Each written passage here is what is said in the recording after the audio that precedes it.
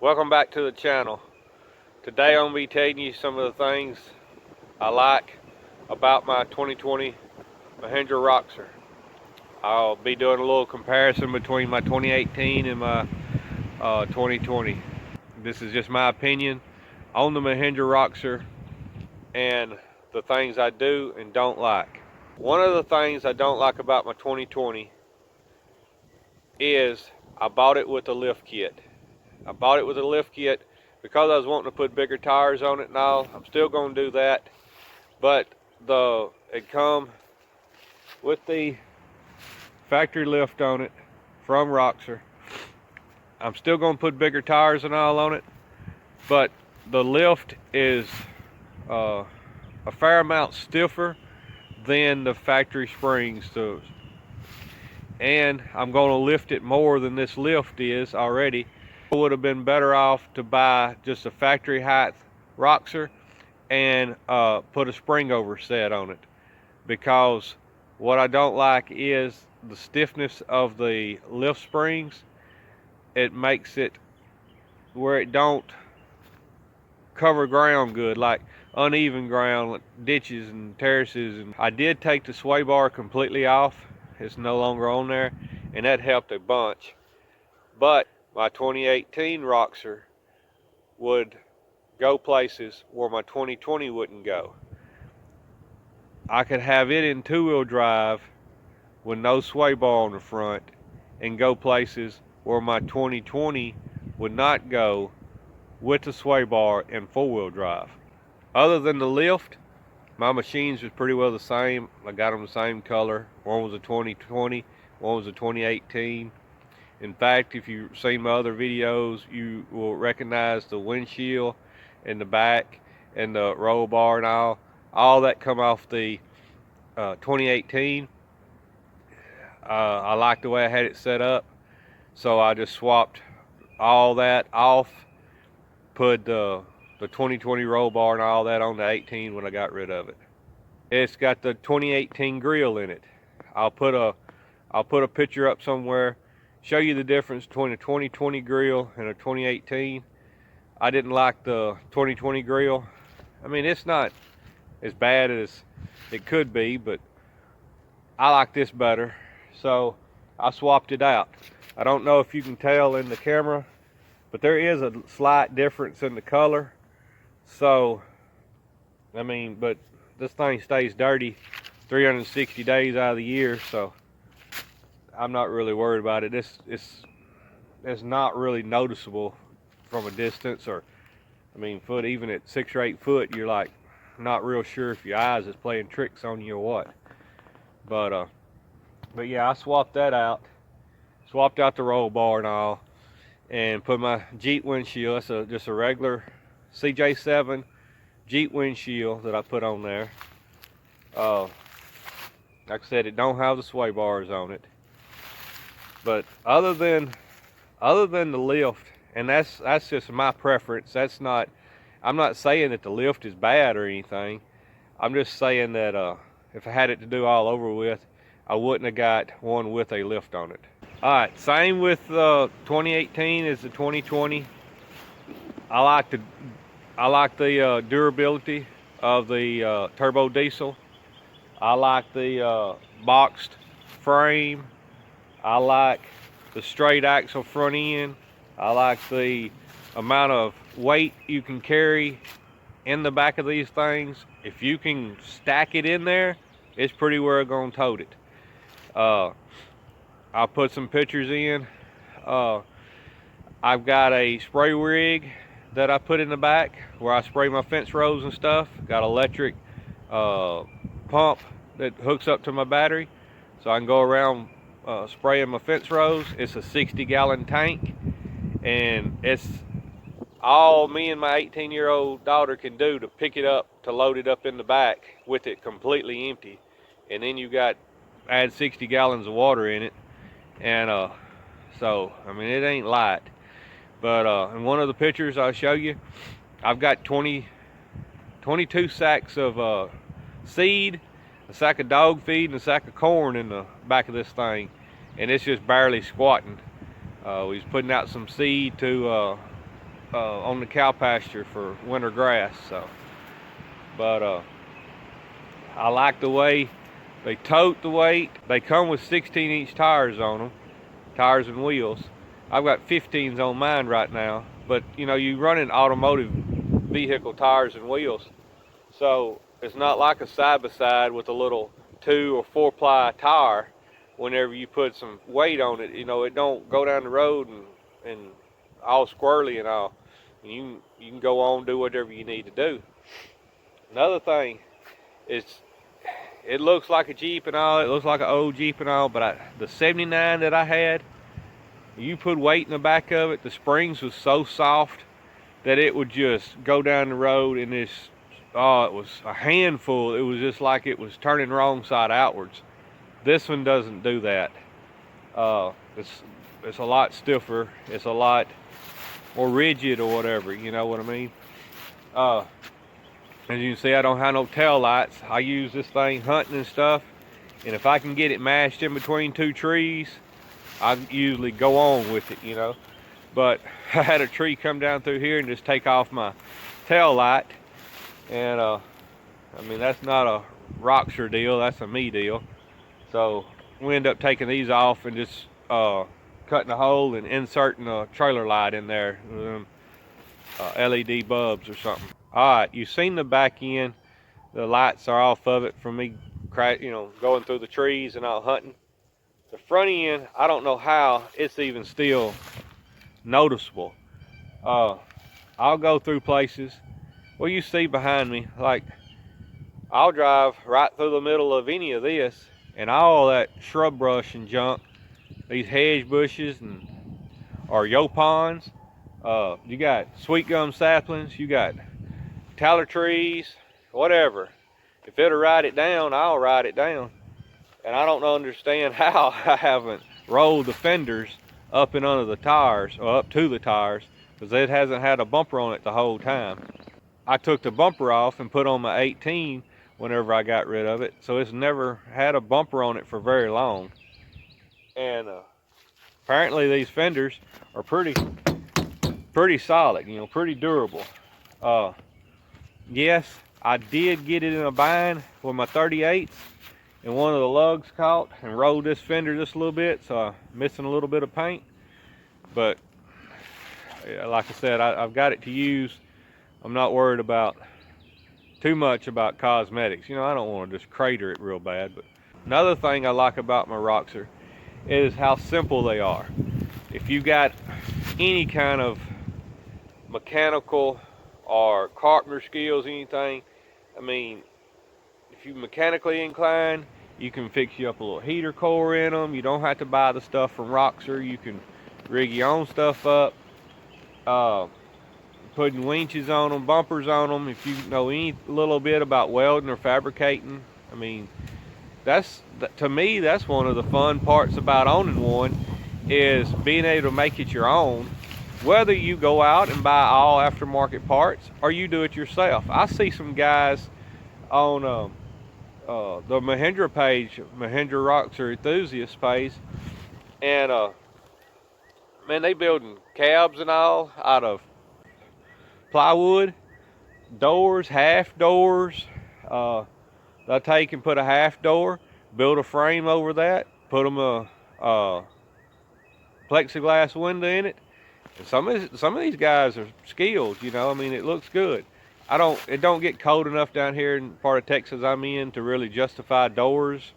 I'm too lazy to open and shut them anyway, so that's why I had CJ doors on it for a while. Unless you're going very far, you don't really need a whole lot of windbreak or anything. You already bundled up going hunting or something, so you're already dressed warmly. I don't drive it much on the highway. I can go to the feed store, which is only a couple of miles away, load it down with feed, go get 1 sack of feed, whatever I want to. The 2020 will go 55 miles an hour, at least mine will. I guess everybody else's will. My 2018 would only run 45 miles an hour. I do like that about it. It has it goes that extra 10 miles an hour. I have not tuned this. This is all stock. The lift is stock. the ECM stock, front end, rear end, all that stock. These things come from the factory, the 2020s, with 538 gears. The 2018s came with, and 2019s come with 373 gears. If you was in a state where you can drive it on the highway, which Texas is not one of them, then I would like the 373 gears, because you can tell the difference just in the riding around that I do in the fuel mileage. You're running the lower gears, you're running the higher RPMs, therefore you're running more fuel. But yes, I do like these lower gears. I've got a set of 35s I put on here, and also a set of 38s. I'll try to put some pictures in right about now showing you what it looks like with each sets of tires on it. But yes, I do like the lower gears. The 538s with the bigger tires is a game changer. Like I said, I don't have the ECM reprogrammed. It is straight stock, and I have no problems turning over my 38s in high range first gear in the mud. Another thing I like about the Mahindra Roxors is the dependability of the transmissions. I've had two Mahindra Roxors for the last 4 years. I've owned one. I've never had a problem with the transmission. I've never had a problem with the clutch. Now mind you, I literally growed up 3-4 years old cranking a vehicle in gear, a standard transmission, and then as soon as I got old enough to hit the clutch and start shifting gears, I learned how to change gears. So I've been driving a standard all my life. I've never had a problem with the clutch. I know a lot of people in the 18s and 19s with the higher gears, they was having problems with them. I think it was a little bit of driver error, because I mean we've not had any trouble. I've even taught my kids how to drive the older Roxor. Just put it in low range and teach them how to go through all 5 of the gears, and they didn't burn no clutch out. So maybe if you get a tune and you get higher horsepowers and torque numbers, maybe it's just pushing through the clutches. But we'll find that out before long, because I am planning on getting a Diesel Freak Stage 2 tune put in this thing before long. If you're watching this video and you're thinking about buying a 2022, as far as I know, and I'll try to keep up with it as much as I can, as far as I know, the frame, motor, transmission, powertrain, everything is the same. The tub and all is the same. The only thing different is the hood, the front fenders, and the grill. That lawsuit they had to change all that because Fiat said they own the rights to it. But I would tell you one thing: if you're thinking about buying one new from a dealer, and you're buying it from a side-by-side dealer or whatever, check it out when you get it. Make sure it has plenty of oil in the front end, the rear end, transmission, transfer case. Check your power steering, your water levels. Go through it and do your PM that they're supposed to do. A lot of these side-by-side places are not doing that, and customers are buying them, and somehow or another it got overlooked at the factory, and people are running their transmissions low on oil or their front end or whatever and burning them up.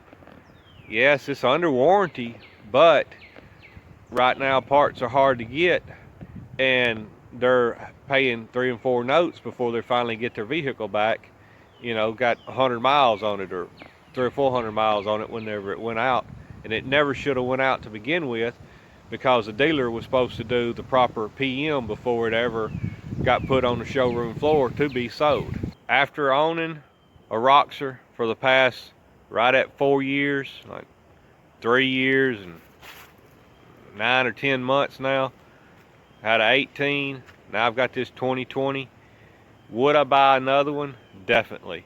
If this one burnt to the ground right now on camera, as soon as I got everything lined out at the with my note and everything, got it taken care of, insurance paid for it and all, then I would either buy a brand new 2022 and just put a new front clip on it and make it look like this one, or I would go buy a used one.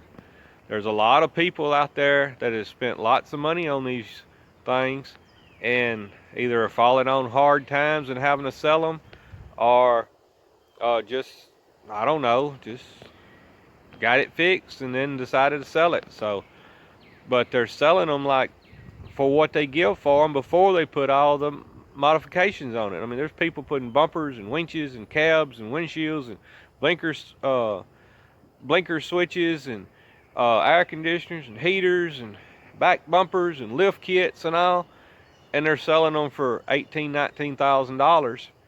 Well, they didn't buy it for that. I mean, they got way more than that in it, is what I'm saying. Mine, way it came stock from the factory, my 18 cost $16,630 something. I don't remember exactly.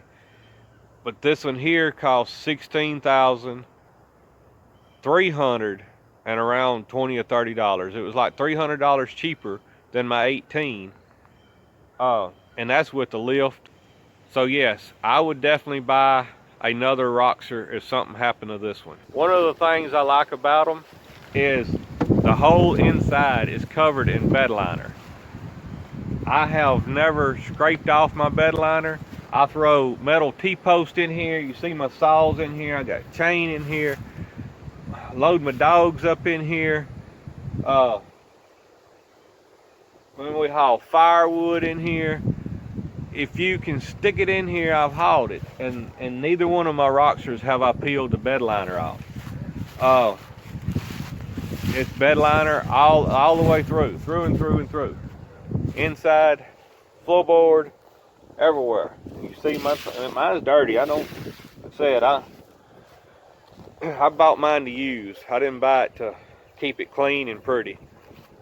But yeah, I've never had a problem with the bed liner. I've never had a problem with none of that, and I really like that, because like you say, I mean, you see, I'm not going to keep it clean, so I don't want carpet and floor mats, and not worried about road noise, because I'm not going to be on the highway and all with it much. I mean, other than feed store or something, running from one pasture to the other or something. If you're thinking about buying one of these, you've probably already done some research, and you've heard people breaking the front U-joints, breaking the front axles, breaking the U-joints out of the drive shafts, twisting drive shafts, breaking the rear ends, all that kind of stuff. Like I said, I've had one, might well say, for the last 4 years. I've run tires everywhere from the stock tires all the way up to 38s on them. I've never busted anything. If you've seen some of my other videos, you know that 18 was tortured for the 2 years that I had it. In fact, I wholeheartedly believe that's why the starter went out on the 18. I've never had a starter go out on my 2020. And I know that's another problem, is people are having trouble with their starters. I'm kind of curious if it ain't the batteries that Roxor are putting on them from the factory being too low of cranking amps, making that starter drag just a little bit, overworking it, overheating it, and making it heat up and burn itself up. This vehicle, probably a month after I got it, I put a Napa battery on it with more cranking amps and all, because I was planning on putting a winch and all on it. I just haven't done it yet, and I've never had a starter problem on this 2020. A lot of the people that are having trouble with the U-joints out on the axles breaking, what's causing it is they're turning the bolt that makes it to where the stop bolt, to where it only steers so far. They're twisting it in more, making it turn more, making that U-joint getting more of a bind, and that's snapping that joint when you got it fully locked and you're on the throttle. It's just, that's why it's set up the way it is from the factory. None of mine have ever been broke. None of my steering lock screws have ever been turned in either. It's all the way it is coming from the factory, and I've never broke one. Another thing is I've never broke a differential, a axle, U-joint on the drive shaft or nothing like that on the front end. But like I said, I've growed up driving four-wheel drives. Whenever you're coming out of a mud hole, I'm not holding it to the floor all the way out, hitting the hard dry dirt on the other side, letting that front end catch and snapping that stuff. You know, you start coming out, start easing off the throttle. I've never broke nothing. Like I said, I've got 38s I run on it sometimes. I'm hard on my stuff. I mean, the people that know me know I'm hard on my stuff. But there's a difference between being hard and being careless or stupid or just, some people just don't know. I mean, they get it, they used to a side by side with a belt or something it's got that little bit of give or whatever, and that saves a lot of your part. But yeah, I've never broke a rear end, never broke an axle in the rear end, none of that. Knock on wood, when I leave here, head to the house, I might break one when I hit the dirt road, but I doubt it. There's a lot of people that's never broke a tail light, but they've busted out the dang front end, rear ends, and all that. So, I mean,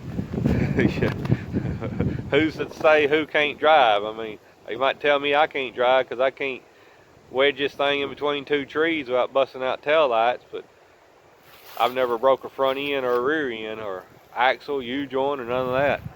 But yeah, if you have any interest in these things and you have a question or something and you want me to answer it, just send me a comment and I'll get back with you as soon as I can. We're going to be making a few videos of this thing, wanting to lift it some more, put bumpers on the front and the back. Gonna put, we don't have rocks around here, so I'm gonna put some tree sliders down the side, try to save on the body panels there. And we're gonna be building a roof for it. I'll build my top, I'm gonna have it overlapping my windshield to where water doesn't run in between the windshield and the top. One of the things that I don't like, and it's not the machine necessarily, it's the people that's running the show, I guess, is parts. Parts are high if you can find them, and parts are scarce. If your starter goes out, there's a company in Michigan called Diesel Freaks. Wade up there usually has starters. In 19, they started putting automatic transmission in some of these Roxors. So apparently they take a different starter. But Wade is a really good guy. He's the one I got my starter from 2 years ago for my 2018. Whenever I burned it up, it was full of mud and junk. It wasn't, as far as I'm concerned, it wasn't Roxor's fault. It was mine for not taking it off and washing it out and getting the dirt out of it whenever I had it in a mud hole for a few hours. But like I said, on mine, I've never had a problem. On the 2020, on my 2018, the front right wheel bearing was too tight from the factory, and I did burn it up like at 800, 900 miles. I don't even remember, but less than 1,000. But it was too tight. The way they have the wheel bearings with that spacer and the shims, and you're supposed to tighten the nut all the way up. It didn't have enough shims. It put too much pressure on my wheel bearing and burned it up. Whenever I replaced the wheel bearings, I just went to Napa. They had wheel bearings, races, seals, all that kind of stuff. Went and got all that, put it back in. I throwed all them spacers away, and I put it back together the way I was taught, the old school way. You put it back together with just a little pressure against it. What's that, 5 or 6 pounds of torque, and where it spins freely, but it's not loose, and I never had no more problems with it, and that's the way it left here whenever I got rid of it. Hope this video was helpful to somebody. If you have a question, a comment, whatever, leave it in the comment box. I'll get back with you as soon as I can. We're going to be making another video on this before long. I'm going to have part numbers for any available stuff like wheel bearings, seals, races, and stuff that goes out in the front from them over tightening it from the factory. Gonna have oil filter part numbers. Napa has two different ones in case you didn't know. They have a part number that is for a diesel engine and one for a gasoline engine. Both filters will fit on here, but you can definitely see the difference in the filters. So think air filters and fuel filters, I think, is still a Roxor dealer item, but if it's not, I'll have you aftermarket part numbers for that. These things don't run regular stock gear oil in them from the factory. The transmission calls for a certain oil. I'll have all the part numbers and all that in the next video. Thanks everybody for watching our videos. Don't forget to like and subscribe, and we'll catch you on the flip side.